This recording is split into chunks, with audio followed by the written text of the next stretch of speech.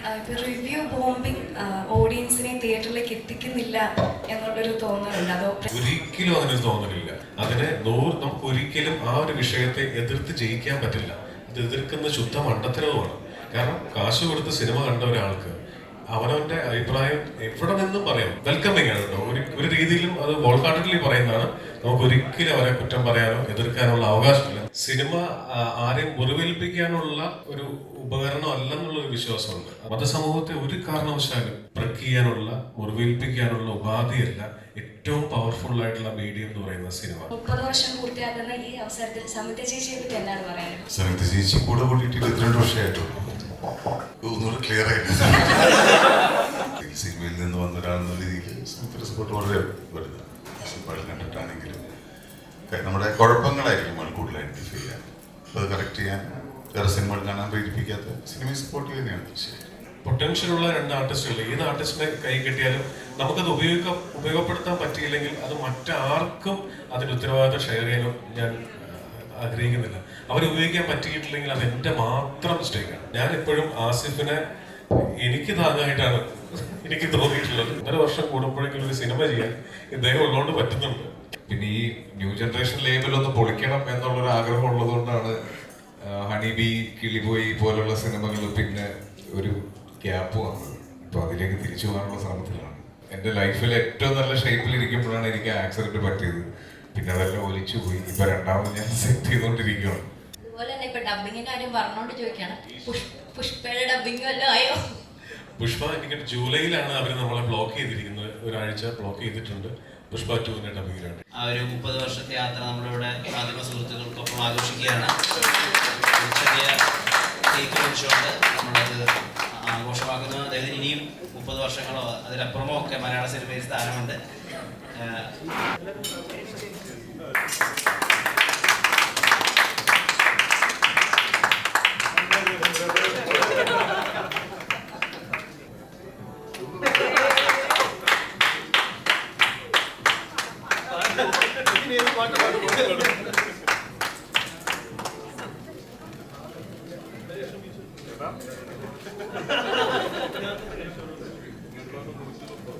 ചോദിക്കാം വിജയുടെ ഇപ്പൊ അപ്രതീക്ഷിതമായിട്ട് കേക്ക് വന്ന പോലെ ഇവിടെ അപ്രതീക്ഷിതമായിട്ട് കേക്ക് വന്ന പോലെ ഒട്ടും അങ്ങനെ ആക്സിഡന്റലായിട്ട് സിനിമയിൽ വന്ന ഒരാളാണ്. 30 വർഷമായി നാഷണൽ അവാർഡ് ഉൾപ്പെടെയുള്ള നേട്ടങ്ങളുണ്ട്.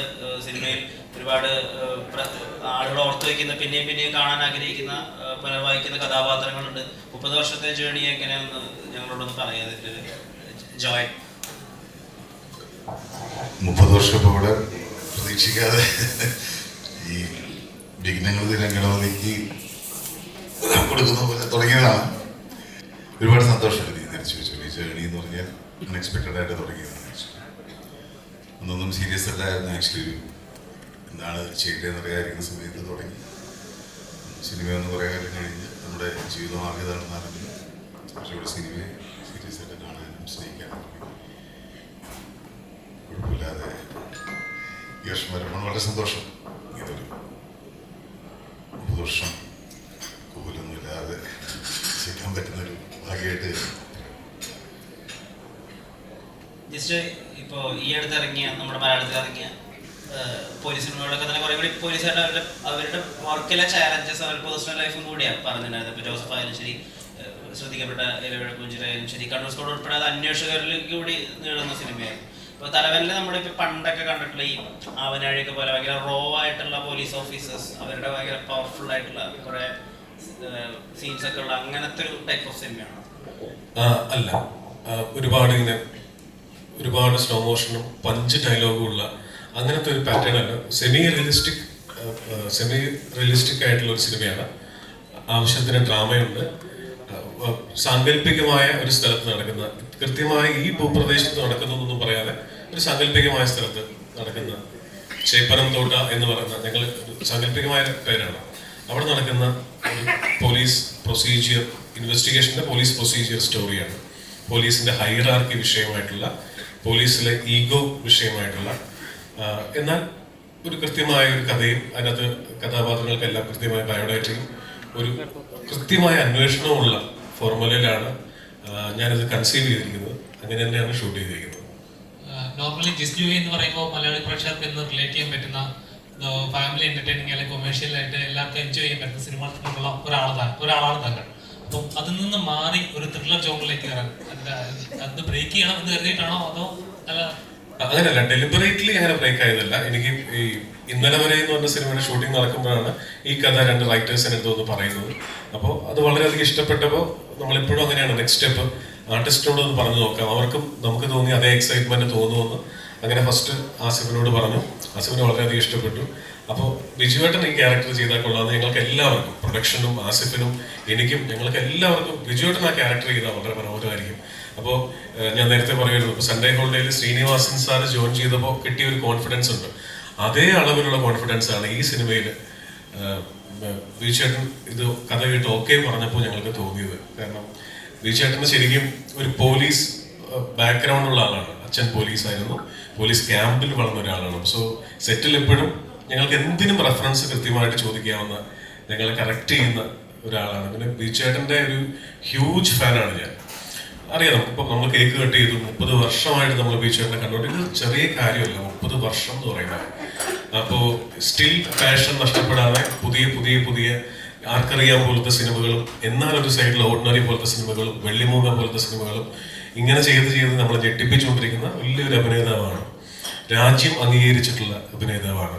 അപ്പോൾ ആസിഫ് സ്ഥിരമായിട്ട് എൻ്റെ കൂട്ടുകെട്ട് ഉള്ളതാണ്. പക്ഷെ വിജയനുമായിട്ടുള്ള കൂട്ടുകെട്ട് ആദ്യമായിട്ടായിരുന്നു. അത് ഭയങ്കര എക്സൈറ്റഡ് ആയിരുന്നു. അത് എക്സൈറ്റ്മെന്റ് എന്നുള്ള വേർഡ് ഇപ്പോൾ പറഞ്ഞ് ക്ലീഷ ആയിട്ടുണ്ടെങ്കിലും വേറെ വേർഡ് കിട്ടാത്തതുകൊണ്ട് പറയാണ്, അത്രയും ആസ്വദിച്ച് ഷൂട്ട് ചെയ്യാൻ പറ്റിയ ഒരു സിനിമയായിരുന്നു തലവൻ. ആസിഫ് എന്ന് പറയുന്നത് ജിസ് ജോയിയെ സംബന്ധിച്ച് ഒരു ലക്കി ചാമാണോ, അതുകൊണ്ടാണോ സിനിമയിൽ?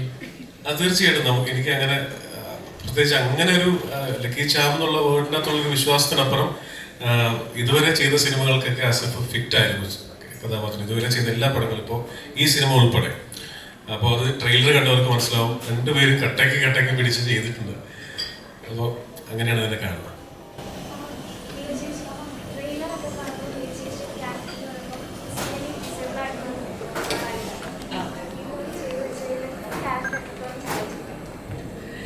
ഇതിലെ സുനിത എന്ന് പറഞ്ഞ ക്യാരക്ടർ ഒരു ചെറിയൊരു എന്താ പറയുന്നത്, ഫിസിക്കലി ഒരു ചെറിയൊരു ഇഷ്യൂ ഉള്ള ഒരാളാണ്.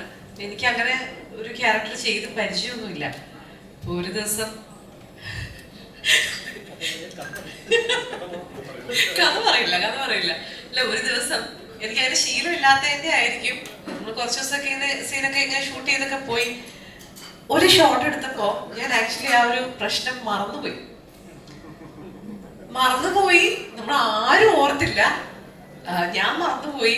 എൻ്റെ ബീച്ചേട്ടൻ്റെ കൂടെ ആയിരുന്നു സീൻ ഉണ്ടായിരുന്നത്. ഞങ്ങൾ ആരും ഓർത്തില്ല. പിറ്റേ ദിവസം എന്തോ ഇങ്ങനെ ചായയൊക്കെ കുടിച്ചിട്ട് വർത്താനൊക്കെ പറഞ്ഞോണ്ടിരുന്നപ്പോ ബീച്ചേട്ടൻ, എടി നീ ഇന്നലെ ആ കാര്യം ചെയ്തായിരുന്നോ? അപ്പൊ ഞാൻ അയ്യോ ഞാൻ ഓർക്കുന്നില്ല എന്ന് പറഞ്ഞു. അപ്പൊ ഉടനെ എഡിറ്ററെ വിളിച്ച് ചെക്ക് ചെയ്ത് നോക്കിയപ്പോ സംഭവം ചെയ്തിട്ടില്ല. എന്നിട്ട് അത് വീണ്ടും റീഷൂട്ട് ചെയ്യേണ്ടി വന്നു. അപ്പൊ അത് എന്റെ പരിചയക്കുറവിന്റെ ഒരു പ്രശ്നമായിരുന്നു. ആർക്കും അത് ഓർമ്മയും വന്നില്ല. അപ്പൊ അന്ന് ആ ഒരു കാര്യം ഉണ്ടായപ്പോ ബീച്ചേട്ടൻ തന്നെ അതിന്റെ ഒരു ടിപ്പ് പറഞ്ഞു തന്നു. ഇങ്ങനെ ഒരു കാര്യം നമ്മളെല്ലാരും മറന്നു പോകാൻ സാധ്യതയുണ്ട്. വിലയേറിയ ടിപ്പാണോ ഞാൻ പറഞ്ഞു കൊടുക്കുന്നത്? കുഴപ്പമില്ല അല്ലേ? 30 വർഷം ആയതിന്റെ ഒരു 30 വർഷത്തേക്ക് അപ്പൊ എന്നോട് പറഞ്ഞു തന്നു, നമ്മൾ മറന്നുപോകും ഇങ്ങനത്തെ ഒരു കാര്യം. നമുക്ക് ശീലമില്ലാത്തൊരു കാര്യം ആയതുകൊണ്ട് നമ്മൾ ചിലപ്പം തലേന്നത് ചിലപ്പോൾ വിട്ടുപോകാൻ സാധ്യതയുണ്ട്. അപ്പോ അത് ഓർക്കാൻ വേണ്ടിയിട്ട് എന്തെങ്കിലും ഒരു എന്താ പറയുന്നത്, ഒരു നീ ക്യാപ്പോ അല്ലെങ്കിൽ ശരീരത്തിൽ നമ്മൾ യൂഷ്വലി ഉപയോഗിക്കാത്ത എന്തെങ്കിലും ഒരു സാധനം, ഒരു സംഭവം നമ്മൾ വെക്കുവാണെങ്കിൽ ഇതെന്തിനാ ഞാനിട്ട ആ കാര്യം ഓർമ്മ വരും എന്നുള്ള രീതിയിൽ ഒരു ഒരു ഒരു ടിപ്പൊക്കെ എനിക്ക് പറഞ്ഞു തന്നു. അപ്പം പിന്നെന്താ പറയുന്നത്, ഇതെനിക്കൊരു ലേണിംഗ് എക്സ്പീരിയൻസ് തന്നെയായിരുന്നു എല്ലാം കൊണ്ടും. ഈ ഒരു ഇവരുടെയൊക്കെ കൂടെ ബീജേട്ടൻ്റെയും ആസ്ഫിക്കിന്റെ കൂടെ ഒക്കെ മുമ്പ് വർക്ക് ചെയ്തിട്ടുണ്ട്. പക്ഷെ എന്താ പറയുന്നത്, ഈ ഒരു ടീം എന്ന് പറഞ്ഞപ്പോ ജിസ് ചേട്ടൻ്റെ കൂടെ ഒരു സിനിമ ചെയ്യുന്ന ഫസ്റ്റ് ടൈം ആയിരുന്നു. അനുചേട്ടൻ്റെ ഒരു പടത്തിൽ വരുന്ന ഫസ്റ്റ് ടൈമാണ്. അപ്പൊ അതുകൊണ്ട് എന്താ പറയുന്നത്, സന്തോഷമുള്ള ദിവസങ്ങളായിരുന്നു. ആ ദിവസങ്ങളൊക്കെ ഒത്തിരി സന്തോഷമുള്ള ദിവസങ്ങളായിരുന്നു. ഒരു കാലഘട്ടത്തിൽ വിജയന്റെ ഹിറ്റ് സിനിമകളുടെ ഭാഗമായിട്ട് സമുദ്ര ചേച്ചി ഉണ്ടായിരുന്നു. അപ്പോൾ 30 വർഷം പൂർത്തിയാക്കുന്ന ഈ അവസരത്തിൽ സമുദ്ര ചേച്ചിയെ പറ്റി എന്താണ് പറയാനുള്ളത്? സമയത്ത് ചേച്ചി കൂടെ കൂട്ടിയിട്ട് 22 വർഷമായിട്ടുള്ളൂ. ഒന്നുകൂടെ ക്ലിയർ ആയിട്ട് അല്ല, തീർച്ചയായിട്ടും എനിക്ക് പക്ഷേ എനിക്ക് ഒരുപാട് സപ്പോർട്ടുണ്ട്. ഡെഫിനറ്റ്ലി ഒരു ഫാമിലി ബാക്ക്ഗ്രൗണ്ട് നമുക്ക് കറക്റ്റ് ആയാൽ മാത്രമല്ല നമുക്ക് ഫ്രീ ആയിട്ട് സിനിമകളൊക്കെ ചെയ്യാം. അതിൽ സിനിമയിൽ നിന്ന് വന്ന ഒരാളെന്ന രീതിയിൽ സമയത്തിൻ്റെ സപ്പോർട്ട് വളരെ വലുതാണ്. സിനിമകൾ കണ്ടിട്ടാണെങ്കിലും നമ്മുടെ കുഴപ്പങ്ങളായിരിക്കും നമ്മൾ കൂടുതൽ ഐഡൻറ്റിഫൈ ചെയ്യാൻ, അപ്പോൾ അത് കറക്റ്റ് ചെയ്യാൻ വേറെ സിനിമകൾ കാണാൻ പ്രേരിപ്പിക്കാത്ത സിനിമയെ സപ്പോർട്ട് ചെയ്യുന്നതാണ് തീർച്ചയായും. ഇപ്പോൾ ഒരുപാട് പോലീസ് കഥാപാത്രങ്ങൾ നമ്മൾ കണ്ടു. ഇപ്പോൾ പണ്ട് നമ്മൾ പോലീസ് കഥാപാത്രം എന്ന് ഓർക്കുമ്പോൾ സുരേഷ് ചേട്ടനെയായിരുന്നു ഓർക്കുന്നത്. ഇപ്പോൾ അത് വിജയേട്ടനിലേക്ക് മാറിയിട്ടുണ്ട്. അപ്പോൾ ഇത് കോൺഷ്യസ് ആയിട്ട് എടുക്കുന്നതാണോ അതോ അത് ചെയ്യാൻ നല്ല ഇഷ്ടമായിട്ട് ചെയ്യുന്നതാണോ? ഇത് ആക്ച്വലി സംഭവിച്ചു പോകുന്നതാണ്. തുടക്കത്തിൽ ശ്രദ്ധിക്കാതെ അന്ന് കിട്ടുന്ന കഥാപാത്രങ്ങൾ ചെയ്തു പോയിട്ട് ഇപ്പോൾ അന്നത്തെ നമ്മുടെ ഒരു അപ്പിയറൻസും ഒരു സീരിയസ് റോൾസുമാണ് കൂടുതൽ ചെയ്തത്. അപ്പോൾ ആ സമയത്ത് സപ്പോർട്ടീവ് പോലീസ് ക്യാരക്ടേഴ്സ് റോൾസ് വന്നിരുന്നു. പിന്നെ സിനിമയിൽ കൂടുതൽ ഓപ്ഷന് പോകാതെ ഒരാളൊരു ക്യാരക്ടർ ചെയ്ത് വർക്കൗട്ടായിട്ട് നാച്ചുറലി എന്ന് വിളിക്കും. അങ്ങനെ കുറേ സിനിമകൾ ചെയ്തിട്ടുണ്ട്. പിന്നെ നമുക്കെന്നെ ഒരു ക്ലീഷയായിട്ട് കുറേ ആൾ അതിൽ നിന്ന് മാറി. പിന്നെ വീണ്ടും അത് തുടങ്ങിയത് അനുരാഗ് കരിക്കമ്പള്ളി ഞാനും ആസിയായിട്ട് ചെയ്തതിന് ശേഷം. പിന്നെ പോലീസ് ക്യാരക്ടേഴ്സ് വരും, പലത് ഒഴിവാക്കാൻ നമുക്ക്, പക്ഷേ ചില കഥകൾ നമുക്ക് ഭയങ്കര ഇഷ്ടമാവും ചെയ്യാനായിട്ട്. അപ്പം അതിന് ആ സമയത്ത് കൂടുതൽ ഇഷ്ടം കഥയോട് വരുമ്പോൾ ആ ഒരു വേഷത്തെ പറ്റി അധികം ബോധമില്ലാതായിരിക്കും. അതുപോലെ തന്നെ അയ്യപ്പൻ കോശിയിലൊക്കെ വരുമ്പോഴത്തേക്കിനും ഒരു ഈഗോസ്റ്റിക് ഒരു ഇതുണ്ടല്ലോ, അതുപോലെ തന്നെയാണ് പോലീസിലുള്ള ഒരു ഈഗോസ്റ്റിക് ഇതാണോ ഈ കഥ പറയുന്നത്? ട്രെയിലർ വന്നപ്പോൾ അങ്ങനെ ഒരു സൂചന ഉണ്ടായിരുന്നു. ഇതൊരു ഈഗോ ബേസ്ഡ് സിനിമയല്ല ആക്ച്വലി. പക്ക ഒരു പോലീസ് പ്രൊസീജിയറാണ്. രണ്ടുപേരും വർക്ക് ചെയ്യുന്ന പോലീസിലാണെന്ന് ഇപ്പോൾ ഒരു ഇൻവെസ്റ്റിഗേഷൻ ആണ്, തറോ ഇൻവെസ്റ്റിഗേഷൻ, ത്രില്ലിംഗ് ആയിട്ടുള്ള ഇൻവെസ്റ്റിഗേഷൻ. എല്ലാ ഒരു സീനിൽ നടന്ന സീനിലേക്ക് എന്താണെന്ന് നടക്കാൻ പോകുന്നത് നമുക്ക് കഥ കേട്ടപ്പോൾ ഉണ്ടായിരുന്ന അതേ ആകാംക്ഷ പ്രേക്ഷകരിലേക്ക് എത്തിക്കാൻ വേണ്ടിയിട്ടും നല്ല രീതിയിൽ മേക്ക് ചെയ്യുന്നത് തന്നെയാണ് വിശ്വാസം. ഇപ്പോ ചില ആക്ടേഴ്സ് പോലീസ് റോള് ചെയ്യുമ്പോഴാണ് അവരുടെ ഒരു സ്റ്റാർഡം ഒക്കെ അടുത്ത ലെവലിലേക്ക്. ഇപ്പോൾ സൂര്യ സിംഗം ചെയ്യുന്നു, അല്ലെങ്കിൽ കമലഹാസൻ കാക്കിസട്ടൊക്കെ ചെയ്യുമ്പോഴാണ് അത് അവരുടെ സ്റ്റാർഡം ഒരു നെക്സ്റ്റ് ലെവലിലേക്ക് പോകും. അപ്പോൾ ഇവിടെ ആയാലും ഇപ്പോൾ ഈ 1.5 വർഷം കൊണ്ട് 5 ട്രാൻസ്ഫർ എന്നൊക്കെ പറയുന്നത് ഒരു വലിയ മാസ് കാര്യമായിട്ടാണല്ലോ നമുക്ക് ഫീൽ ചെയ്യുന്ന ട്രെയിലറാണ്. അപ്പോൾ ഇത് ആ വിധത്തിൽ സ്റ്റാർഡം കൂടി കുറച്ചുകൂടി എക്സ്പ്ലോർ ചെയ്യുന്ന പടമായിരിക്കും ആസിഫയുടെ തലവൻ. അങ്ങനെ ചോദിച്ചാൽ അത് കണ്ടു നോക്കിയതിനു ശേഷം നിങ്ങൾ ജഡ്ജ് ചെയ്യേണ്ടതാണ്. കാര്യം ഇതിൽ ഭയങ്കര സൂപ്പർ നാച്ചുറൽ ആയിട്ടുള്ള ഒരു പോലീസ് ഓഫീസറോ ഈ പറയുന്ന പോലെ കാക്കയോ അങ്ങനെയുള്ള റെഫറൻസ് ഒരു സമയത്ത് മലയാള സിനിമയിൽ ഉണ്ടായിരുന്നു. നമുക്ക് കാണാൻ ഇഷ്ടപ്പെടുന്ന പോലീസ് ഓഫീസർ എന്ന് പറയുമ്പോൾ എപ്പോഴും ഭയങ്കര മസ്കുലർ ആയിട്ടുള്ള ഭയങ്കര സ്റ്റൈലിഷ് ആയിട്ടുള്ള ഓഫീസേഴ്സ് ആയിരുന്നു. പക്ഷെ നമുക്ക് മലയാള സിനിമയിൽ എപ്പോഴും കുറച്ചും കൂടെ നമ്മളുടെ ഒരു എവറിഡേ ലൈഫിൽ കാണുന്ന പോലത്തെ പോലീസുകാരോടാണ് നമുക്ക് താല്പര്യം. അപ്പൊ അങ്ങനത്തെ ഒരു പോലീസുകാരൻ ചെയ്യാനാണ് എന്നെ കൊണ്ട് പറ്റുള്ളൂ. എനിക്കൊരു ഭയങ്കര ഭീകരനായ ഒരു പോലീസ് ഓഫീസർ ആവാൻ പറ്റുമെന്ന് എനിക്ക് തോന്നുന്നില്ല. അപ്പം അത്തരത്തിലുള്ള ലിമിറ്റേഷൻസിൽ നിന്നുകൊണ്ടാണ് ഈ സിനിമ ചെയ്തിട്ടുള്ളത്. പക്ഷെ ഇതുവരെ ഇപ്പൊ കൂമനിലും കുറ്റം ശിക്ഷയിലും ഒക്കെ ചെയ്തതിനേക്കാൾ ചിലപ്പോൾ കുറച്ചും കൂടെ കൊമേഴ്ഷ്യൽ ആയിട്ടുള്ള ഒരു ഫ്ലേവർ ഈ കാർത്തിക് എന്ന് പറഞ്ഞ ക്യാരക്ടറിലുണ്ടാവും. തീർച്ചയായിട്ടും അത് അങ്ങനെ കിട്ടിയാൽ സന്തോഷം. ആസ്മിക, മലയാളികളുടെ യൂത്ത് ടൈപ്പിനായിട്ടുള്ള യൂത്ത് സ്റ്റാർ തന്നെ പറയാം, ഒരുപാട് സിനിമകളിൽ അങ്ങനെ കണ്ടിട്ടുണ്ട് ഞങ്ങൾ. അപ്പൊ അങ്ങനെ ഒരു പരിവേഷം ഉള്ളത് കൊണ്ട് തന്നെ ഒരു പ്രതിനായകനായിട്ട് ഒരു വില്ലൻ വേഷങ്ങൾ മിസ് ചെയ്യുന്നുണ്ടോ? ഇല്ല, ഞാൻ ചെയ്യാറുണ്ട്. പിന്നെ ഇടികൊള്ളുന്ന ഒരു വില്ലനാവാൻ എനിക്ക് താല്പര്യമില്ല. അപ്പൊ ഒരു ക്യാരക്ടർ ഡ്രിവൻ ആയിട്ടുള്ള ഇപ്പൊ നെഗറ്റീവ് ഷെയ്ഡ്സ് വരുന്നതിനോട് ഇപ്പം ഉയരെ പോലെയുള്ളത് അല്ലെങ്കിൽ ഓർഡിനറി പോലെയുള്ള സിനിമകൾ ചെയ്യുന്നതിനോട് എനിക്ക് സന്തോഷമുള്ളൂ. അത്രയും ക്യാരക്ടേഴ്സ് ചെയ്യുമ്പോൾ പിന്നെ ഒരു സിനിമയിൽ എന്നെ കാണുമ്പോൾ എൻ്റെ ക്യാരക്ടറിന് ഒരു പ്രെഡിക്റ്റബിൾ സ്വഭാവം ഉണ്ടാവില്ല. ഇയാൾ നായകനാണ്, അതുകൊണ്ട് ഇയാളുടെ എൻഡിങ് ഭയങ്കര പോസിറ്റീവായിരിക്കും എന്നുള്ളൊരു പ്രഡിക്ഷനിലേക്ക് പോകാതെ എല്ലാതരം ക്യാരക്ടേഴ്സും ചെയ്യാൻ പറ്റും. ഇവൻ ചിലപ്പോൾ ചതിച്ചേക്കാം, ചിലപ്പോൾ ഇവൻ നന്നായേക്കാം എന്നുള്ളൊരു തോന്നൽ അങ്ങനെ മിക്സ് ചെയ്ത് ക്യാരക്ടേഴ്സ് ചെയ്യുന്നുണ്ട് കിട്ടും. അപ്പൊ അങ്ങനെ അത്തരത്തിൽ നെഗറ്റീവ് ഷെയ്ഡ്സ് ചെയ്യാനും എനിക്ക് താല്പര്യമുണ്ട്. അനുരാഗ് കരിക്കമ്പലത്തിൽ അച്ഛനും മോനുമായിട്ട് അഭിനയിച്ചു. അപ്പം ഇപ്പോഴും സോഷ്യൽ മീഡിയ കറങ്ങുന്ന ഒരു സീനുണ്ട്, മറ്റേ അടി കിട്ടുമ്പോൾ ഉള്ള ഒരു റിയാക്ഷൻ. അപ്പൊ ഈ സിനിമ അടിച്ചിട്ടില്ലേ എന്നെ? അതല്ല, അടിച്ചിട്ടുണ്ടെന്നല്ല, ഈ സിനിമ വരുമ്പോൾ അതിനൊരു പ്രതികാരം വല്ലതും തീർക്കാനുള്ള ഒരു അവസരം കിട്ടിയോ? ഞാൻ പറഞ്ഞില്ല, എല്ലാവർക്കും ഒരു ആഗ്രഹമുണ്ട്. ആഗ്രഹമുള്ളതുകൊണ്ട് ചോദിച്ചതല്ല, അങ്ങനെ ഒരു അവസരം കിട്ടിയോ എന്ന് ചോദിച്ചത്. ഇല്ല, അങ്ങനെ ഒരു അവസരം കിട്ടിയിട്ടില്ല. അതെ, എനിക്ക് പക്ഷെ ബീച്ചറിന്റെ കൂടെ ചെയ്ത ക്യാരക്ടേഴ്സ് എല്ലാം നോട്ടീസ് ചെയ്യപ്പെട്ടിട്ടുള്ള ക്യാരക്ടേഴ്സാണ്. അത് ഇൻക്ലൂഡിങ് ഓർഡിനറി ആയാലും ഇപ്പൊ കരിക്കും വെള്ളം എടുത്തു പറയണം. അപ്പൊ അതില് എനിക്ക് തോന്നുന്നു ചിലപ്പം ബീച്ചേട്ടനായിട്ടുള്ള ഒരു ഫ്രണ്ട്ഷിപ്പിന്റെ ഒരു കെമിസ്ട്രിയുടെ, അല്ലെങ്കിൽ ചേട്ടൻ എനിക്ക് തരുന്നൊരു ഫ്രീഡം, ഇതൊക്കെ ആയിരിക്കാം ചേട്ടന്റെ കൂടെ ചെയ്യുന്ന ക്യാരക്ടേഴ്സ് ഹൈലൈറ്റ് ചെയ്ത് നിൽക്കാനുള്ള കാരണം. കരിക്കുമ്പള്ളം പേഴ്സണലി ഞങ്ങൾക്ക് രണ്ടുപേർക്കും, രഘുവിനെയും അഭിയെയും ഞങ്ങൾക്ക് രണ്ടുപേർക്കും ഇഷ്ടമുള്ള ക്യാരക്ടേഴ്സാണ്. ആ അച്ഛനും മോനുമായിട്ട് ശരിക്കും ഈ സിനിമയിലെ ട്രെയിലറിൽ പറയുന്നുണ്ടല്ലോ, ഞങ്ങളെ കണ്ടിട്ട് ഇരട്ട പറ്റതാണെന്ന് തോന്നുന്നു പറഞ്ഞില്ല. അപ്പൊ അതുപോലെ എന്തോ ഒരു റിലേഷൻ ഞങ്ങളുടെ ഇടയിലുണ്ട് എന്ന് എനിക്കൊരു വിശ്വാസമുണ്ട്. നേരത്തെ കണ്ടപ്പോൾ നമുക്ക് കോടതിയുടെ ഒരുപാട് പ്രൊസീജിയർ കാര്യങ്ങളൊക്കെ മനസ്സിലായിട്ടുണ്ട്. ചില സിനിമകളൊക്കെ അങ്ങനെ എഡ്യൂക്കേറ്റിംഗ് ആണല്ലോ, അങ്ങനത്തെ ഒരു പരിപാടി തലവല്ലോ? ഇല്ല, അത്തരം എഡ്യൂക്കേറ്റ് ഓൾറെഡി പ്രേക്ഷകന് അറിയാവുന്ന കാര്യങ്ങളില്ലേ, അതെല്ലാം ഞാൻ സൂചിപ്പിച്ചു പോയിട്ടേ ഉള്ളൂ. ഇപ്പോൾ അങ്ങനെ ഒരു കോടതി വിഷയം വരുമ്പോൾ ആ കോടതിയെ എത്രത്തോളം ചെറുതാക്കി കാണിക്കാം എന്നുള്ളതാണ് ഈ സിനിമ ഇതിനെ ശ്രദ്ധിച്ചിരിക്കുന്നത്. ഇപ്പോൾ ഒരു സംഭവം നടന്നു, ആ സംഭവത്തിന് ശേഷം നമുക്കറിയാം ഇന്ന ഫോർമാലിറ്റീസ് ഉണ്ട്, അതെല്ലാം ഒരു മൊണ്ടാഷ പോലെ കാണിച്ചു പോയിട്ടുള്ളൂ. ബാക്കി പ്രേക്ഷകർക്ക് അറിയാലോ, അത് ഡീറ്റെയിൽ ചെയ്യാൻ ശ്രമിച്ചിട്ടില്ല. ഡീറ്റെയിൽ ചെയ്തിട്ടുണ്ട്, പക്ഷെ വലിച്ചു നീട്ടാൻ ശ്രമിച്ചിട്ടില്ല. ഇപ്പോൾ ആസിഫായിട്ട് ഇത്രയധികം സിനിമകൾ ചെയ്യുന്നത് നിങ്ങളുടെ ഫ്രണ്ട്ഷിപ്പിന്റെ കൂടി ഒരു ഫാക്ടർ ഉണ്ടാവും ഡെഫിനറ്റ്ലി, സ്ക്രിപ്റ്റ് ഉണ്ടെങ്കിലും.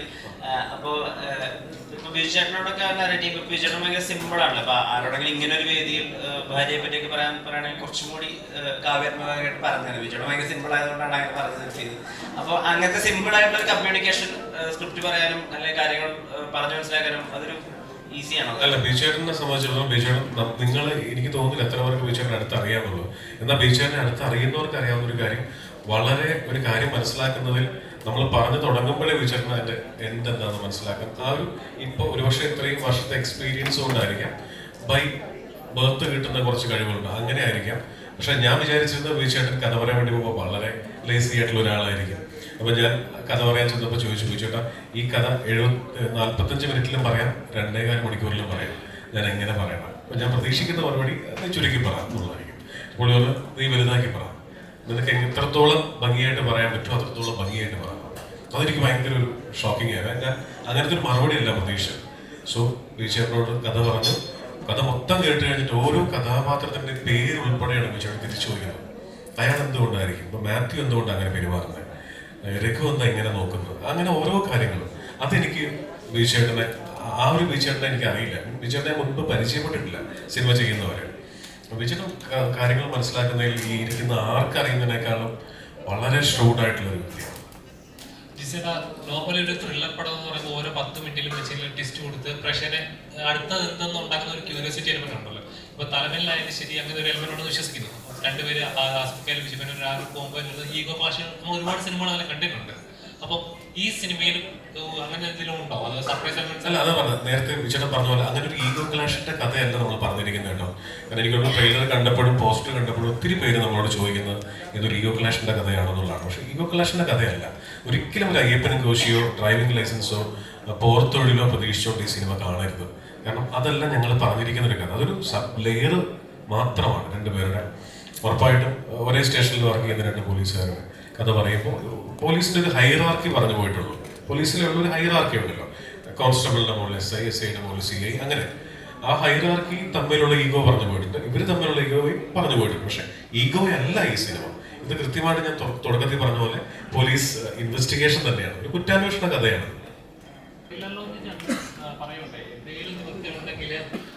റിലീസ് ഉള്ളതുകൊണ്ട് ഈ സിനിമ മാറ്റാൻ പോകുന്നുണ്ടെങ്കിൽ മാറ്റിയാനേ. ആസ് എ പ്രൊഡ്യൂസർ പേടിയുണ്ടോ 24-ാം തീയതി പടം ഇറങ്ങുമ്പോൾ ടർബോ മുട്ടിക്കുമ്പോൾ? അല്ല, പേടിയില്ലപ്പാ, പേടിയില്ല. നമ്മളെ സിനിമ വിജയിക്കുമ്പോൾ എൻ്റെ അഭിപ്രായത്തിൽ നമ്മുടെ കൂടെ ഒരു സിനിമ ഇറങ്ങുന്നു, ആ സിനിമ വലിയ വിജയമാകുന്നു, ഉറപ്പായിട്ടും തിയേറ്ററിലേക്ക് പ്രേക്ഷകർ വരും അല്ലേ? തിയേറ്ററിലേക്ക് പ്രേക്ഷകർ വരുന്ന സമയത്ത് സിനിമ ഉണ്ടാവുക എന്ന് പറയുന്നത് തന്നെയാണ് ഏറ്റവും വലിയ കാര്യം.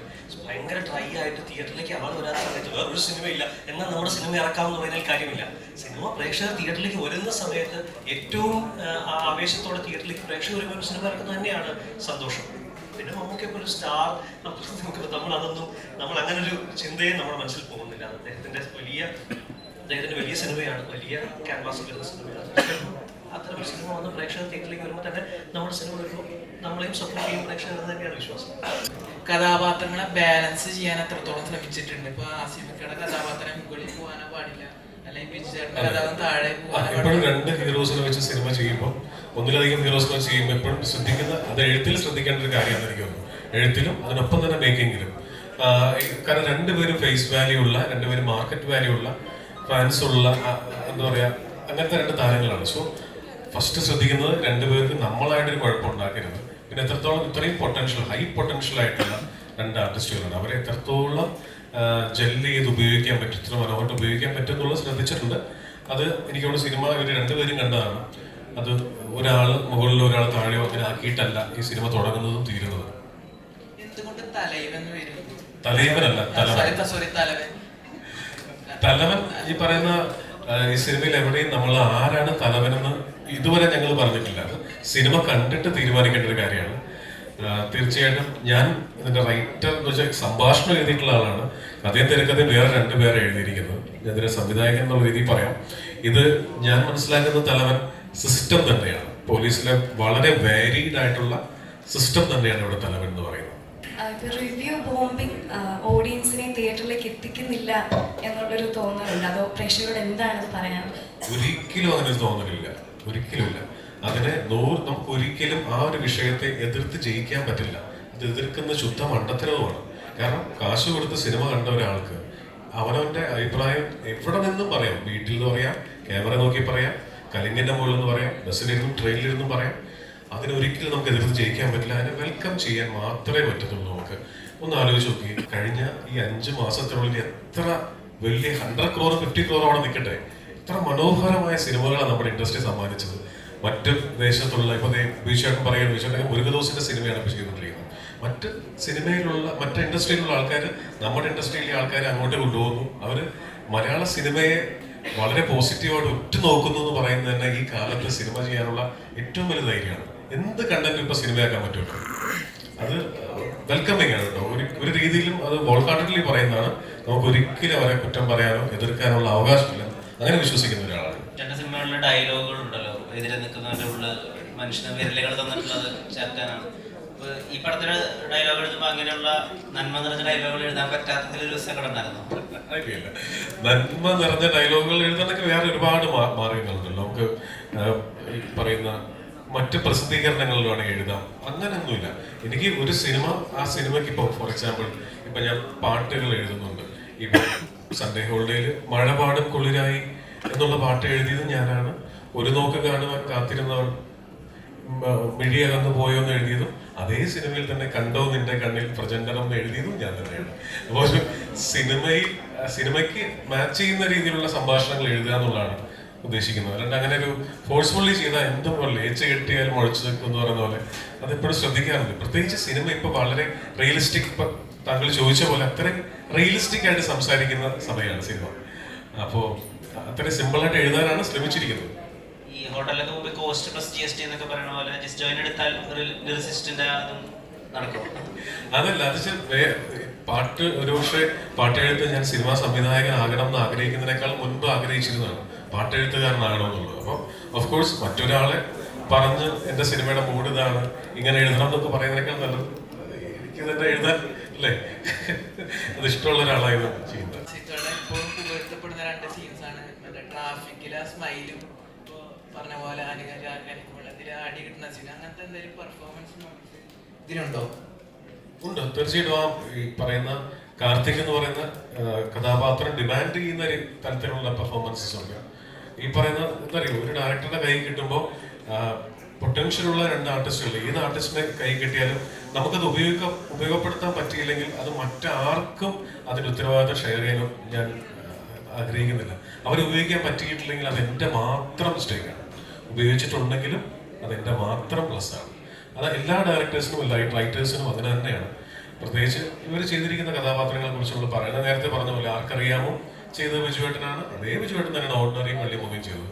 അപ്പുറത്ത് ശ്രീവാച്ചൻ കെട്ടിയുള്ളാണ് മാലാക ഷോൾഡർ ചെയ്യാൻ ഭയങ്കര ബുദ്ധിമുട്ടുള്ള കഥാപാത്രമാണ്, ഉയരയിലെ കഥാപാത്രം. അപ്പൊ അത്രയും ഹൈ പൊട്ടൻഷ്യൽ ആയിട്ടുള്ള ആർട്ടിസ്റ്റുകളെ കിട്ടുമ്പോൾ ഏറ്റവും മനോഹരമായിട്ട് ഉപയോഗിക്കാൻ ശ്രമിച്ചിട്ടുണ്ട്. ബാക്കി നിങ്ങൾ കണ്ടിട്ട് പറയും. ഇപ്പൊ നീമ്പോളിക്ക് വിനീത് ശ്രീനിവാസൻ എന്ന പോലെ ആസ്മികക്ക് എന്താണ് ജിസ്റ്റോയ് ആണല്ലോ, ഒരു ഏത് സമയത്ത് ഒരു താങ്ങായിട്ട് വരും, അങ്ങനെ തോന്നുന്നുണ്ട്. ഒരു കോംപ്ലിമെന്റ് അല്ലേ അത്? കറക്റ്റ് സമയത്താണല്ലോ വരുന്നത്. കറക്റ്റ് സമയത്ത് അങ്ങനെ പറഞ്ഞത് സിനിമ നന്നാവട്ടെ എന്നല്ലേ? സിനിമ നന്നാവട്ടെ, പക്ഷെ അതാ പറഞ്ഞേ, ഇത് കറക്റ്റ് സമയത്ത് കുറച്ച് ഫെയിലിയറിലെ സിറ്റുവേഷനിലൂടെ കടന്നു പോകുന്ന സമയത്ത് ഒരു താങ്ങായി സപ്പോർട്ടായിട്ട് വരുന്നതാണ്. അതാണ് ഞാൻ ഉദ്ദേശിച്ചത്. അങ്ങനെ തന്നെയല്ലേ? അതായത് അങ്ങനെയല്ല. ഞാൻ എപ്പോഴും ആസിഫിനെ എനിക്ക് താങ്ങായിട്ടാണ് എനിക്ക് തോന്നിയിട്ടുള്ളത്. കാരണം ബൈസൈക്കിൾ ദിവസം മുതൽ എത്രയോ ആർട്ടിസ്റ്റിനോട് കഥ പറഞ്ഞിട്ട് അവർക്ക് ആർക്കും മനസ്സിലാവാത്ത സിനിമയാണ് ആസിഫ് എനിക്ക് കൈ തന്നത്. അപ്പൊ അന്ന് മുതൽ എനിക്ക് നിങ്ങൾ പറയുന്നത് ഡിപ്ലോമസി കൊണ്ട് പറയുന്നതല്ല, തിരിച്ചാണ് തോന്നുന്നത്. 1.5 വർഷം കൂടുമ്പോഴെങ്കിലും ഒരു സിനിമ ചെയ്യാൻ ഇദ്ദേഹം ഉള്ളതുകൊണ്ട് പറ്റുന്നുണ്ട്. ഇവരുടെ കോംബോ, വിജയേട്ടന്റെയും ആസിഫിക്കയുടെയും കോംബോ എന്ന് പറയുന്ന ഹിറ്റ് കോംബോയാണ്. അപ്പൊ അങ്ങനെ തിരഞ്ഞെടുത്താണോ അവരെ, അതോ ക്യാരക്ടർ ഡിമാൻഡ് ചെയ്യുന്ന രീതി തിരഞ്ഞെടുത്താണോ? ക്യാരക്ടർ ഡിമാൻഡ് ചെയ്യുന്നത് ഫസ്റ്റ്. പിന്നെ എനിക്ക് ഭയങ്കര ഇഷ്ടമുള്ള, ഇപ്പൊ ഞാൻ പറഞ്ഞ ഇപ്പൊ ലാൽ സാറിനെ എനിക്ക് ഭയങ്കര ഇഷ്ടമാണ്. ഞാൻ ഒരുപാട് പരസ്യങ്ങൾ അദ്ദേഹത്തെ വെച്ച് സംവിധാനം ചെയ്യാനായിട്ട് 50-55 പരസ്യങ്ങൾ സംവിധാനം ചെയ്യാനുള്ള ഭാഗ്യം ഉണ്ടായിട്ടുണ്ട്. പക്ഷെ സിനിമ ചെയ്യാൻ പറ്റിയിട്ടില്ല. അതുപോലെ ആഗ്രഹമുള്ള ഒരാളാണ് ബിജുവേട്ടൻ. ഞാനിപ്പോഴും ഓർക്കുന്നുണ്ട്, ഞാൻ ഓർഡിനറി എന്ന് പറയുന്ന സിനിമയിൽ ജിഷ്ണുവിന് വേണ്ടിയിട്ട് ഞാൻ ശബ്ദം കൊടുത്തത്. അപ്പോൾ അത് ഡബ് ചെയ്തുകൊണ്ടിരിക്കുമ്പോഴാണ് ആദ്യമായിട്ട് പാലക്കാട് ഭാഷ ഒരാൾ മനോഹരമായിട്ട് കൈകാര്യം ചെയ്യുന്നത്. കാരണം ഞാനൊരു ഡബിങ് ആർട്ടിസ്റ്റ് ആയിട്ട് തുടങ്ങിയാണ് 2000-ൽ. അപ്പൊ എനിക്കറിയാം ഒരു ഡബിങ്ങിൽ ആർട്ടിഫിഷ്യൽ അല്ലാതെ ഒരു ആക്സെന്റ് പിടിക്കൽ എന്ത് ബുദ്ധിമുട്ടുള്ള കാര്യമാണ്. അങ്ങനെ ആക്സെന്റ് പിടിക്കുന്നതിൽ ഞാൻ കണ്ടിരിക്കുന്ന ഏറ്റവും വലിയ കില്ലാടി എന്ന് പറയുന്നത് മമ്മൂക്കയാണ്. അതിപ്പോ പറയേണ്ട ആവശ്യമില്ല. രാജമാണിക്യമാണെങ്കിലും പ്രാഞ്ചിയേട്ടനായിക്കോട്ടെ, നിങ്ങൾ ശ്രദ്ധിച്ചിട്ടുണ്ടാകും രാപ്പകൽ എന്ന് പറയുന്ന സിനിമയിൽ അദ്ദേഹം പാലക്കാട് പിടിച്ചിരിക്കുന്നത്, ലൗഡ് സ്പീക്കർ വേഷം എന്ന് പറഞ്ഞ സിനിമയിൽ കോഴിക്കോട് പിടിച്ചിരിക്കുന്നത്. അത്രയും സട്ടിലായിട്ട് ഭാഷ പഠിക്കുന്ന ഒരാൾ നമ്മൾ എപ്പോഴും ഞെട്ടിയിരിക്കുന്ന മമ്മൂക്കയെ കണ്ടിട്ടുണ്ട്. അതുപോലെ ഒരു ഞെട്ടലായിരുന്നു എനിക്ക് ഓർഡിനറി കണ്ടത്. കാരണം പാലക്കാട് ഭാഷ അത്രയും മനോഹരമായിട്ടാണ്. അപ്പൊ അതിന്റെ ഞാൻ ഡബ് ചെയ്ത് നെക്സ്റ്റ് ഡേ എനിക്ക് സംയുക്ത ചേച്ചിയെ വെച്ചിട്ട് ഒരു പരസ്യം ഉണ്ടായിരുന്നു. അപ്പൊ ഞാൻ ചേച്ചിയോടാണ് ഞാൻ ആദ്യമായിട്ട് പറഞ്ഞത്, ചേച്ചി വിജയോട്ട് എനിക്ക് യാതൊരു പരിചയമില്ല, ചേച്ചി വീട്ടിൽ ചെല്ലുമ്പോൾ പറയണം ഞാൻ പടം കണ്ടു, അസലായിരിക്കുന്നു, ചേട്ടൻ മനോഹരമായിട്ട് ഡബ് ചെയ്തിട്ടുണ്ട്, അസലായിട്ടുണ്ടെന്ന് പറയുന്നത്. അതുപോലെ തന്നെ ഇപ്പൊ ഡബിങ്ങിന്റെ കാര്യം പറഞ്ഞോണ്ട് ചോദിക്കാണ്, പുഷ്പയുടെ ഡബിങ് വല്ലതും ആയോ? പുഷ്പ എനിക്ക് ജൂലൈയിലാണ് അവർ നമ്മളെ ബ്ലോക്ക് ചെയ്തിരിക്കുന്നത്, ഒരാഴ്ച ബ്ലോക്ക് ചെയ്തിട്ടുണ്ട് പുഷ്പ 2 ഡബിങ്ങിന് വേണ്ടിയിട്ട്. അത്രേ ഇപ്പൊ അറിയുള്ളൂ. ആസിഫ് ഖാൻ, ഈ യങ് ആയിട്ടുള്ള ക്യാരക്ടേഴ്സ് ചെയ്യാൻ പറ്റുന്ന നമുക്കൊരു ടൈം സ്പാൻ ഉണ്ടല്ലോ. അപ്പോൾ അത് ഇപ്പോൾ മറ്റു നടന്മാരൊക്കെ നോക്കുമ്പോൾ ആസിഫിക്ക് കുറച്ചും കൂടി കൂടുതലാണെന്ന് തോന്നിയിട്ടുണ്ട്. ഇപ്പോൾ സോൾട്ട പേപ്പർ തൊട്ടിട്ട് ഇപ്പോൾ തലവൻ വരെയും യങ് ആണല്ലോ. അത് ഒരു ചോയ്സ് ആണോ? അത് എപ്പോഴും അങ്ങനെ ശരീരം കൊണ്ടിരിക്കുക, അതൊരു കോൺഷ്യസ് എഫേർട്ടായിട്ട് എടുത്തിട്ടുണ്ടോ? ഇല്ല, എൻ്റെ അടുത്തേക്ക് വരുന്ന ക്യാരക്ടേഴ്സും അങ്ങനെയുള്ളതായതുകൊണ്ടാണ്. ഞാനായിട്ടൊരു കോൺഷ്യസ് എഫേർട്ട് അതിനു വേണ്ടി ഇട്ടിട്ടില്ല. എന്നാലും ഈ പറഞ്ഞ പോലെ യങ്ങായിട്ട് ഇരിക്കുമ്പോൾ മാക്സിമം യങ്സ്റ്റർ കഥാപാത്രങ്ങൾ ചെയ്യണം എന്നുള്ളൊരു ആഗ്രഹമുണ്ട്. വർഷങ്ങൾക്ക് ശേഷം എന്താ പറയുന്ന സിനിമയിൽ ഒരു ഗസ്റ്റ് റോൾ ചെയ്തിരുന്നു. അതിൻ്റെ അകത്താണോ അങ്ങനെ കുറച്ച് ഏജ്ഡ് ആയിട്ടുള്ള ഒരു ലുക്കിൽ ഞാൻ ട്രൈ ചെയ്തു. അപ്പം ഉറപ്പായിട്ടും അങ്ങനെ വന്നാൽ ഇപ്പം ഈ കുറ്റവും ശിക്ഷയും ചെയ്യുന്ന സമയത്തും സാജൻ എന്ന് പറഞ്ഞ ആൾ എനിക്ക് തോന്നുന്നത് എൻ്റെ ആക്ച്വൽ പ്രായത്തിനേക്കാളൊക്കെ കുറെ കൂടെ മെച്ചുവേർഡ് ആയിട്ടുള്ള ഒരു ക്യാരക്ടറായിരുന്നു. അപ്പം ഞാൻ ബോധപൂർവം അങ്ങനെ ചൂസ് ചെയ്യാറില്ല. പക്ഷെ എൻ്റെ അടുത്തേക്ക് വരുന്നതിൽ കൂടുതൽ എന്നെ അട്രാക്ട് ചെയ്യാറുള്ളത് എനിക്ക് തോന്നുന്നത് യങ്സ്റ്റർ ക്യാരക്ടേഴ്സ് തന്നെയാണ്. പിന്നെ ഈ ന്യൂ ജനറേഷൻ ലേബലൊന്ന് പൊളിക്കണം എന്നുള്ളൊരു ആഗ്രഹം ഉള്ളതുകൊണ്ടാണ് ഹണിബി, കിളിപോയി പോലുള്ള സിനിമകൾ പിന്നെ ഒരു ഗ്യാപ്പ് വന്നത്. ഇപ്പൊ അതിലേക്ക് തിരിച്ചു പോകാനുള്ള ശ്രമത്തിലാണ്. ഈ നമ്മളെല്ലാവരും വലിയ പ്രതീക്ഷയോടുകൂടി കണ്ടിരുന്ന സിനിമയാണ് രോഹിത്തിന്റെ സിനിമ. അപ്പോൾ are you ready for Denver എന്ന് പറയുന്ന ടിക്കറ്റൊക്കെ ഒരു പോസ്റ്റർ ഭയങ്കര വൈറലായിരുന്നു. മലയാളത്തിൽ അങ്ങനെ 6 pack ഒക്കെ പോലുള്ള ഒരു ആൾ അത് കുറച്ച് റയർ ആയിരുന്നല്ലോ. അപ്പോൾ ഡെൻവർ എപ്പോൾ ഓണായിരിക്കും? ടിക്കറ്റൊക്കെ എപ്പോൾ ഓണാവും? ഇപ്പൊ എനിക്കൊരു കംപ്ലീറ്റ് റിക്കവറി പറഞ്ഞിരിക്കുന്നത് 9 months ആണ്. ഷൂട്ടിനിടയിൽ എനിക്കൊരു ആക്സിഡന്റ് ആയി. അപ്പം അതിനുശേഷം എനിക്ക് തോന്നുന്നൊരു സെപ്റ്റംബറോട് കൂടി അല്ലെങ്കിൽ ഒരു ഓഗസ്റ്റ് എൻഡോട് കൂടി അത് ജോയിൻ ചെയ്യാനുള്ളൊരു പരുവത്തിലേക്ക് എത്തും. കാര്യം ആ സിനിമ ഒരു ഫുൾ കോൺഫിഡൻസിൽ ചെയ്യേണ്ട ഒരു സിനിമയാണ്. ഞാൻ ഇതുവരെ ചെയ്തതിൽ ഏറ്റവും വലിയ സിനിമയാണ്. ഒരു ത്രൂ ഔട്ട് ആക്ഷൻ വരുന്ന ഒരു പക്ക തിയേറ്റർ എലമെന്റ്സ് ഉള്ളൊരു കൊമേഴ്ഷ്യൽ സിനിമയാണ്. അപ്പോൾ അതൊരു കോംപ്രമൈസ് ഇല്ലാതെ തന്നെ ചെയ്യണം എന്നുണ്ട്. ഇപ്പം ഞാൻ ഫിസിക്കലി ഫിറ്റ് ആവണം അതിന്. അപ്പം അതിനുള്ളൊരു എഫേർട്ട് ഞാൻ എൻ്റെ ലൈഫിൽ ഏറ്റവും നല്ല ഷേപ്പിലിരിക്കുമ്പോഴാണ് എനിക്ക് ആക്സിഡന്റ് പറ്റിയത്.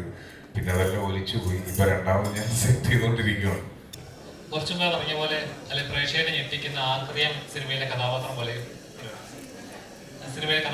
അല്ലെങ്കിൽ റീസെൻ്റായിട്ട് പ്രേക്ഷകർ ഏറ്റവും കൂടി ഞെട്ടിയ ഗരുഡലിന്റെ ആ കഥാപാത്രമുണ്ട്. അപ്പം സുരേഷ് ചേട്ടനായിട്ട് പോലീസ് സ്റ്റേഷൻ നടക്കുന്ന ചേട്ടൻ സൈക്കോ മോഡിലേക്ക് പോകുന്ന ട്രാൻസ്ഫോർമേഷൻ ഉണ്ട്. പ്രേക്ഷകരെ ഏറ്റവും കൂടി ഞെട്ടിച്ച തലവലില് അതേപോലെ പ്രേക്ഷകരെ ഞെട്ടിക്കുന്ന ഒരു കഥാപാത്രമാണ്.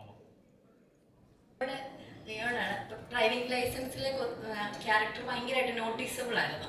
ഇപ്പോഴും എല്ലാവരും പറയുന്ന ഒരു ക്യാരക്ടറാണ്. അപ്പൊ അതുപോലെ തന്നെ റിമാർക്കബിൾ ആയിരിക്കോ ഈ ഒരു തലവലിലെ ക്യാരക്ടർ? അത് കണ്ടു തന്നെ അറിയേണ്ടിയിരിക്കുന്നു. എന്താ പറയുന്നത്, ചിലപ്പോ നമ്മളിങ്ങനെ ചില സിനിമകളൊക്കെ കാണുമ്പോ ഒരുപാടൊന്നും കാണത്തില്ല, പക്ഷെ ചില ഡയലോഗുകൾ ഭയങ്കര ക്ലിക്കാവും അല്ലേ? ഇപ്പൊ തന്നെ നേരത്തെ ഇവിടെ സംസാരിച്ചവര് പറയുന്നത് മോൻ ഹാപ്പിയാണോ എന്ന് ചോദിക്കുന്നുണ്ടായിരുന്നു. ഒറ്റ മോൻ ഹാപ്പിയാണോ ആ ഒരൊറ്റ ഡയലോഗേ ഉള്ളൂ, പക്ഷെ അതെല്ലാവരും ഏറ്റെടുത്തില്ലേ? അപ്പൊ അതേപോലെ നമ്മൾ നോക്കുവാണെങ്കിൽ ഒരുപാട് സിനിമകളിലുണ്ട് ചില ചെറിയ കാര്യങ്ങൾ വളരെ ക്ലിക്കായി വരുന്നത്. അതേപോലെ ചില ക്യാരക്ടേഴ്സ് ആദ്യം മുതൽ അവസാനം വരെ ത്രൂ ഔട്ടുള്ള ചില ക്യാരക്ടേഴ്സ് കാണുമായിരിക്കും, പക്ഷെ ആ ക്യാരക്ടേഴ്സിനേക്കാളും കൂടുതൽ ക്ലിക്ക് ആവുന്നത് ചിലപ്പോൾ ഒന്ന് വന്നു പോയ ആളായിരിക്കും, അല്ലെങ്കിൽ ഒരു നോട്ടം അയാളുടെ നോട്ടം കൊള്ളായിരുന്നു അങ്ങനെയൊക്കെ അല്ലേ? അപ്പോ ഇതിലെ എന്റെ ക്യാരക്ടറും ഈ പറയുന്ന പോലെ ലെങ്ത് വെച്ച അങ്ങനെയൊന്നല്ല ഞാൻ ജഡ്ജ് ചെയ്യാൻ ഉദ്ദേശിക്കുന്നത്. നല്ലൊരു സിനിമയുടെ ഒരു നോട്ടബിൾ പാർട്ട് ആവുക എന്നുള്ളതായിരുന്നു എൻ്റെ ഒരു ഉദ്ദേശമുള്ളത്. അപ്പോ അത് അങ്ങനെ വരും എന്ന് ഞാൻ വിചാരിക്കുന്നു. ഇനി ബാക്കി പ്രേക്ഷകർ കാണുന്ന പോലെ. ഇവിടെ മുരുകദോസിന്റെ ശിവകാർത്തികനോടൊപ്പം ഒരു തമിഴ് സിനിമ ചെയ്തോണ്ടിരിക്കുകയാണ്, വലിയ ആക്ഷൻ സീക്വൻസുകളൊക്കെ ഉള്ളത്. അതല്ലേ ഉള്ളൂ എന്നുള്ളത് ഞങ്ങളെല്ലാം ഹാപ്പി ആയിട്ടിരിക്കുന്നത്. അതെ അതെ അതെ അതെ ചെന്നൈയിൽ നിന്ന് വിഷൻ ഷൂട്ടിനിടയ്ക്ക് നിന്നാണ് വന്നത്. അവിടെ മുരുകദോസ് സാറിന്റെ ശിവകാർത്തികേയൻ അഭിനയിക്കുന്ന സിനിമയിൽ വിചേട്ടനാണ് പ്രധാന വേഷം ചെയ്യുന്നത്. അപ്പൊ അവിടെ നിന്നാണ് അദ്ദേഹം വന്നത്. വലിയ ഫൈറ്റ് സീക്വൻസുകളൊക്കെയാണ് അവിടെ നടക്കുന്നത് എന്നൊക്കെയാണ് പറഞ്ഞത്. ഇതിനെ പറ്റിയാണ് അതൊരു മുരുകദോസ് ഫിലിം തന്നെയാണ്, ടിപ്പിക്കൽ മുരുകദോസ് ഫിലിം തന്നെയാണ്. ശിവകാർത്തികേയൻ വലിയ ബഡ്ജറ്റ് കൊമേഴ്സ്യൽ വലിയൊരു വർഷത്തോളം വരുന്ന ഷൂട്ടുണ്ട് മൂവിയാണ്. ഇപ്പം നിലവില് വളരെ ചർച്ചാ വിഷയമായ ചില കാര്യങ്ങളുണ്ട്. അതായത് ജാതി പറയാൻ പാടില്ല സിനിമയിൽ, അതുപോലെ മറ്റു പല പല സമൂഹത്തിൽ നിലനിൽക്കുന്നത് ആയ പല കാര്യങ്ങളും സിനിമയിൽ വന്നു കഴിഞ്ഞാൽ അത് ചില ആൾക്കാർക്ക് അത് ഭയങ്കരമായിട്ട് വേദനിപ്പിക്കുന്നു, അല്ലെങ്കിൽ ഒരു പ്രത്യേക അജണ്ട വെച്ച് സംസാരിക്കുന്നു എന്നുള്ള രീതിയിലൊക്കെ വരുന്നുണ്ട്. ഇവരൊരു സംവിധായകൻ എന്നുള്ള രീതിയിൽ അതിനെയൊക്കെ എങ്ങനെ കാണുന്നത്, ഈ ഒരു സ്റ്റേറ്റ്മെന്റിനോടൊക്കെ എങ്ങനെ കാണുന്നത്? ഈ സ്റ്റേറ്റ്മെന്റിന് എങ്ങനെ കാണുന്നു, എനിക്ക് സിനിമ ആരെയും മുറിവേൽപ്പിക്കാനുള്ള ഒരു ഉപകരണം അല്ലെന്നുള്ളൊരു വിശ്വാസമുണ്ട്. അത് ഉറപ്പായിട്ട് എത്ര കാലം സിനിമ ചെയ്തു, ഈ മാധ്യമങ്ങളിൽ എത്ര കാലം ഉണ്ടോ അത്രയും കാലം അടിയുറച്ച് വിശ്വസിക്കുന്ന ഒരു കാര്യമാണ്. ഒരു സമൂഹത്തെയും പ്രത്യേകിച്ച് മതസമൂഹത്തെ ഒരു കാരണവശാലും ബ്രേക്ക് ചെയ്യാനുള്ള, മുറിവേൽപ്പിക്കാനുള്ള ഉപാധിയല്ല ഏറ്റവും പവർഫുൾ ആയിട്ടുള്ള മീഡിയം എന്ന് പറയുന്ന സിനിമ. കാരണം ഈ ലോകത്തെല്ലാം നഷ്ടപ്പെട്ടിരിക്കുമ്പോഴും ദൈവമേ എന്ന് വിശ്വസിച്ച്, ഒരു മതത്തിൽ വിശ്വസിച്ച്, ഒരു ബിലീഫിൽ പോകുന്ന ആൾക്കാരുണ്ട്. അവരുടെ കോൺഫിഡൻസ് കളയുന്ന ഒരു പരിപാടിയും എനിക്ക് സപ്പോർട്ട് ചെയ്യാൻ പറ്റുന്നതല്ല. പിന്നെ നമ്മളിവിടെ ഈ നാട്ടിൽ ജീവിക്കുമ്പോൾ ഈ നാട്ടിൻ്റെ നിയമങ്ങളുണ്ട്. ഇപ്പം നമ്മൾ പുകവലി ആരോഗ്യത്തിന് ഹാനികരം എന്ന് എഴുതി കാണിക്കുന്നത് പോലെ സെൻസർ ബോർഡും അതിന് നിഷ്കർഷിച്ചിരിക്കുന്ന ആൾക്കാരും എന്ത് പറയുന്നോ അതിനെ പാലിച്ചുകൊണ്ട് സിനിമ ചെയ്യാന്നുള്ളതാണ് ഞാൻ പറയുന്ന കാര്യം. അതിനൊന്നും വെല്ലുവിളിക്കാനായിട്ട് ആഗ്രഹിക്കുന്ന ഒരാളല്ല ഞാൻ.